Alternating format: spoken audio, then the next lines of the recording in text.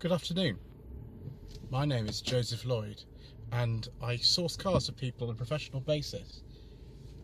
Although most of the cars I source are between £1,000 and £5,000, very often I've been asked to show something a little bit cheaper on the channel, and so I came up with No Budget Reviews, the series where we look at cars that you can buy in good condition with an MOT for under £1,000 and you can enjoy driving. We don't film this in an expensive manner, we don't use separate microphones, we don't use fluid head tripods, we don't even use a DSLR, but we do have a lot of fun.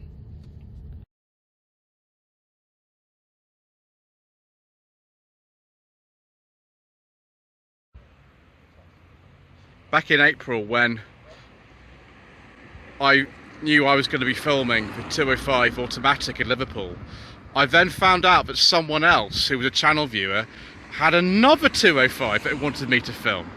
This is a 1995 Peugeot 205 1.1 Mardi Gras 5-door, and this is one of the special editions that at the end of right-hand drive production for the 205 that they were putting out.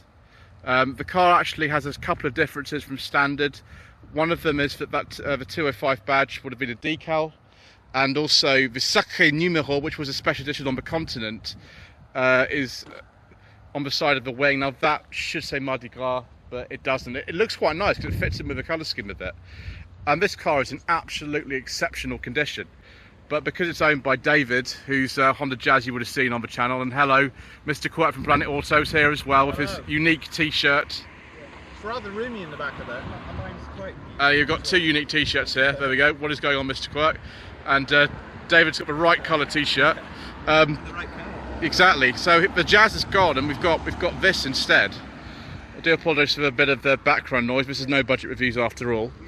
This is a 60 brake horsepower 1.1 litre version with a manual gearbox. As you can see, the steering wheel looks a bit like a GTI or a Gentry steering wheel, but it actually isn't. Older 205s of this sort of kind of standard spec would have had a different steering wheel from this. This is the facelifted dashboard, which should have come in sort of 88 or thereabouts, I think it was, that they brought this in. And then the sort of external facelift was around 1990. Instruments made by Jaeger, a wobbly speedo needle, and these sort of I think they call them the sort of chewing gum buttons here that remind me of a sort of I don't know, a packet of wine gums or something. And these very distinctive heating and ventilation controls. I'm not going to open the glove box because you actually need a screwdriver to get in there. They're actually screwed shut, so it's really small. You can't get the secret mission documents in there or anything. And David's put a little tray down here, which is a bit useful because, well, there's not much in the way of storage. The door pockets are absolutely tiny, particularly on this car with the electric windows, where the electric are put inside the door bin. Which takes a little bit of space away, and you know, there are the blanking plugs for where the window winders would have gone. Very distinctive pedals as well in one of these. No airbags or anything like that in a 205. I can't even remember if the GTI's ever got ABS. Manual sunroof, just a pop-up sunroof in this car with the aerial flapping at the top. Wipers which park right in your line of vision. You can tell this is a car that was designed in the early 1980s. The stereo, it looks like it might be a period one, but it's not. It's a modern one with USB and Bluetooth, things like that. I don't blame David really for, you know, converting a car for use on a daily basis. These days, that's about 26 years old. You might want to make one or two kind of changes. Twist stalk here with the horn button on the end. Twist for lights to go on like that. There we go. And then the wiper stalk, there is a rear wiper in this car. Not all 205s of course came with a rear wash wipe. And then the storage area just here, just an open storage area for things to, I don't know, with electrical switch and things. I remember those of lighting up the garage. But yeah, I don't think we actually have any way really. Oh, we do. That is how you adjust the setting for the the light in here. A couple of blanking plugs here as well for other bits and pieces. Very, very basic sun visors as well. It's wonderful. I think I'm going to have to get in the back. That could be interesting. Right, we'll use this side. Unlike Mr. Quirk, I'm a little bit shorter than 6'3". To move the cushion out the way. There we go. Before 2021, the last time I went back at 205 was when I was about 12. So it's not the most knee room or not the most sort of headroom in here. And we've got sort of black vinyl on the back of here. That's I suppose very sort of 1980s. You can see we've got those Mardi Gras decals on the mats and things like that. I don't know how David would have ever found these mats if it went with the car. I don't think you could ever get a 205 with electric rear windows, but you do have dual ashtrays in this car. No rear headrest, of course. And this interesting sort of pattern. I think all the 205s towards the end of right-hand drive production had this sort of interior, because the automatic I tested in Liverpool also had this sort of colour interior. You see how far the windows roll down? It's been a long time since I've wound the oh wow! It's almost all the way down. Plenty of fresh air. Air conditioning, I think, was only an option on something like a 205 Gentry. I don't think most of the range got it. Right, my foot is a bit trapped. Never mind. Notice the wheel trims are very similar to the 106 and 306 at the time. Let's take a look at the boot. Of course, the spare is not in the boot; it's under the floor. There we go. And David's very kindly cleared it out for me to show how much it is. And we've got a boot light, a manual boot light. Because I don't think you got one of these as standard. And it's got a separate reservoir for the rear window washer. And if I climb down on the floor, you'll be able to see where the spare wheel is on one of these, because it's just under there. There we go.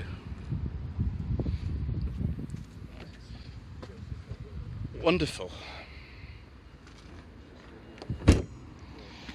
This is a later car, so it has the sort of body coloured panel. The earlier cars, of course, had a sort of plastic ribbed panel before the facelift about 1990. And the rear lights are changed as well. They don't have the reversing lights integrated into the clusters. Reversing light is down there, and there is the fog light.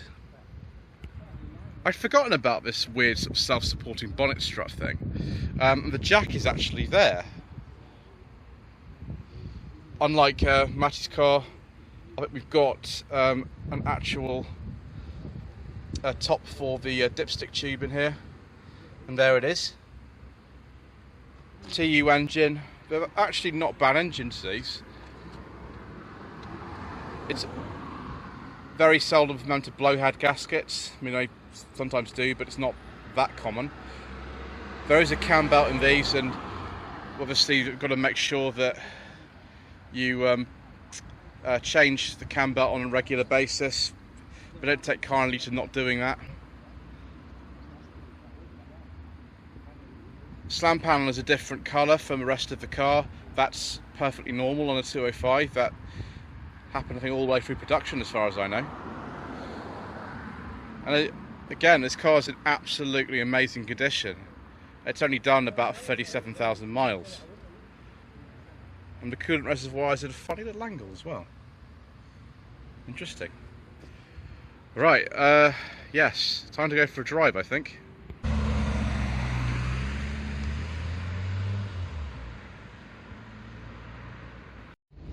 Right, now we're having a little drive. Mr. Quirk from Planet Auto is in the back, and there's not a lot of room, as you probably saw earlier, for me. I mean, Mr. Quirk being 6'3", needs an extra 4 inches of room, and there is none of it. So, and also David has warned me that with just 60 horsepower from this 1.1 TU engine, we're not going anywhere very fast. But one thing I am noticing along these very familiar roads. We're just driving around Eastleigh today. Is one, the speedo's wobbling around, which is what they always used to do. It was a very common thing on 205s for that to happen. And secondly, the ride is incredibly soft. So we just gone onto speed bumps, and the car barely noticed that. I just looked at the camera, and it's not like, I don't know, a Mazda MX-5, where the phone tries to launch itself off the dashboard and onto my feet, which isn't happening.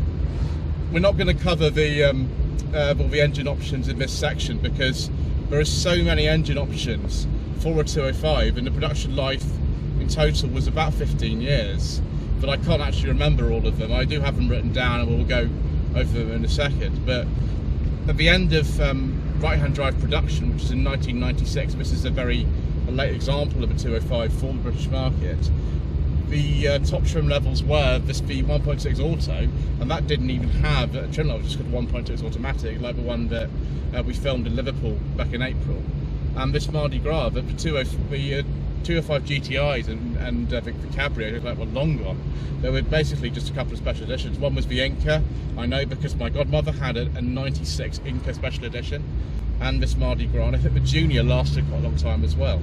That was a more basic model than this.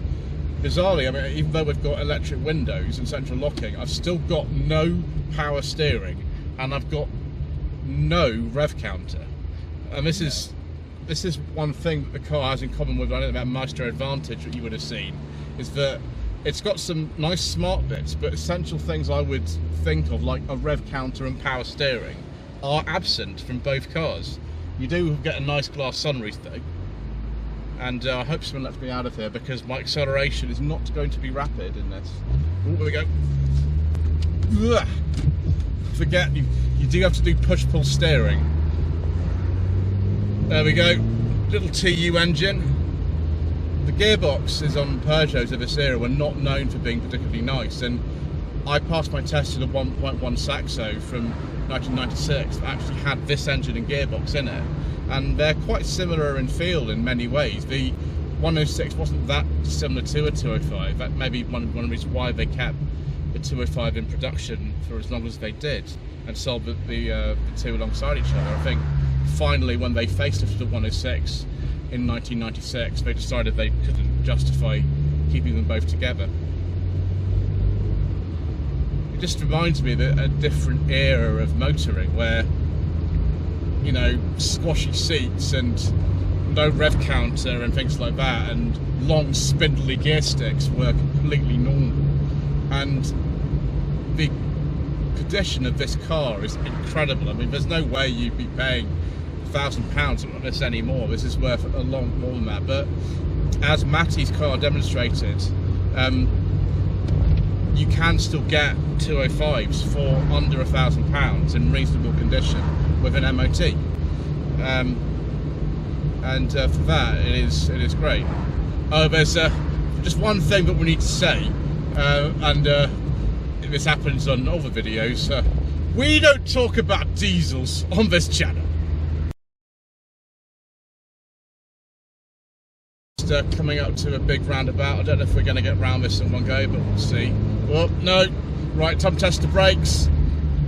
Gosh, we've got servo assistance on these brakes, unlike a Mark II pre-facelift Volkswagen Polo, which the right-hand drive had no servo assistance whatsoever. But there's just not much in here. I mean, having electric windows seems a decadent luxury. I'm sure like, this car just wasn't designed to have them because they're like an afterthought. It's a bit like just as they were on an early Maestro. And for 1995, this car does feel a touch dated, but they just kept on selling these because people loved them. I remember one of the people who used to look after us when I was younger had a red Mardi Gras 3-door just like this, I think it was 1994, and it was almost identical to this but in probably worse condition. I think it was probably a 1.1, and it just reminds me so much of that. We've got this sporty steering wheel. It looks like it's sort of out of a Gentry, but it's not, because it's not a leather steering wheel, but it just sort of holds on. The grip is surprisingly good. There's a lot of body lean. but it just grips. You know, you can put it through sort of angles that you don't expect it to do. Just stick it into fifth. There we go. Yeah, you don't want to put it in fifth at 40 miles an hour. There's not enough. There's really not enough power for that. Yeah, it's quite nice. It's actually you know, a little bit nicer than Matty's in simple condition. This is a much lower mileage example than his. His was a lot of fun. It's got more power than this, but this, I think, is the sort of essence of 205. Is a small engine one with a manual gearbox and no power steering. And is it wonderful? Why, viewers? Yes, it is. It is wonderful.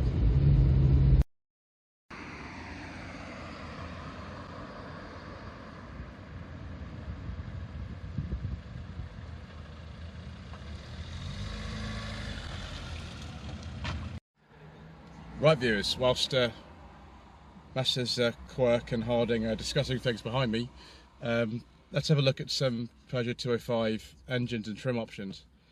Now, there was a 1 litre with 45 horsepower, there was a 1.1 with 50 and 55 horsepower, and then right at the end, this 60 brake horsepower version with a catalyst that came in for Euro 1 emissions regulations in 1993. 1.4 with 70, 75, 80 and 85 horsepower. 1.6 with either 80 or 89 horsepower. The 1.6 automatic that was Matty's, so we tested Liverpool, would have been the 89 horsepower. The GTI started off between 1984 and 85 with 105 horsepower, 1.6.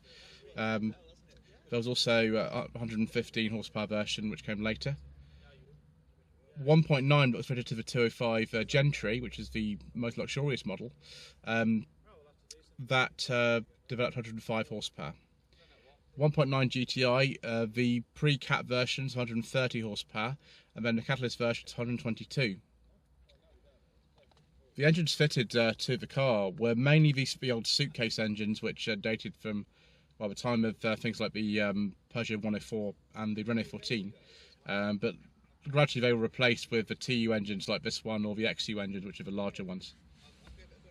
The trim levels available on a 205 in this country were XE, GE, XL, GL, XR, GR, GT, GTX, XS, SR, XT, Rally. That was the 1.3 engine. I can't remember if the Rallies were sold in the UK or not, actually. I'm not sure they were. GTI Automatic, just like the one we tested in Liverpool. GTI Special.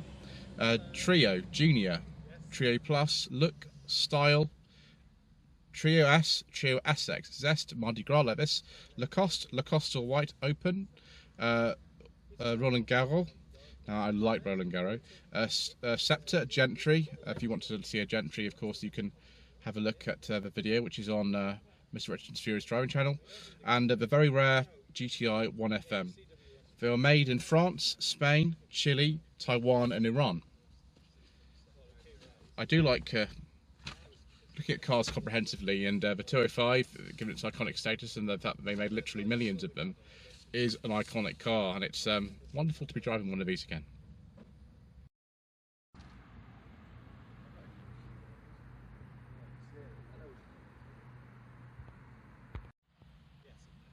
So viewers, let's ask this question once again.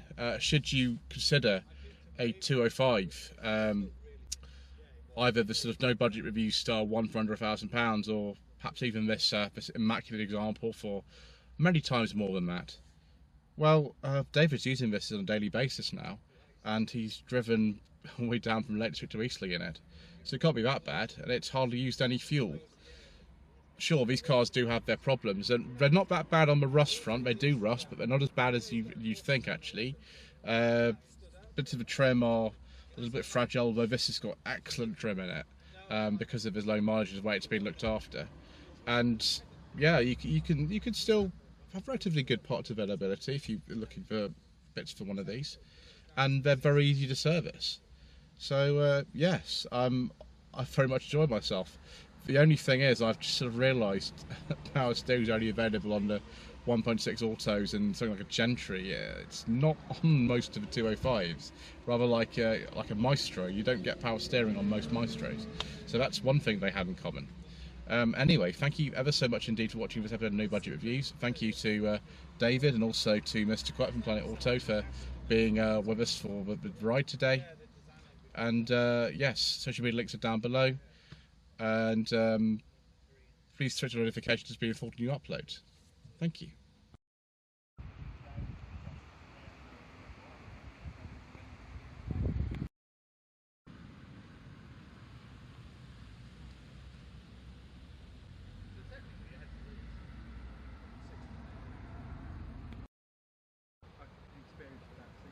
Yeah, it's nice to.